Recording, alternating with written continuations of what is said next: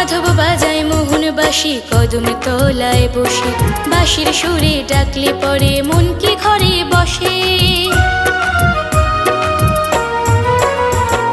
মাধব বাজায় মোহন বাঁশি কদম তলায় বসে, বাঁশির সুরে ডাকলে পরে মন কি ঘরে বসে। শুনলে বাঁশি ছুটে আসি মন মানে না, ভাল লাগে না সুখী ওগো ভাল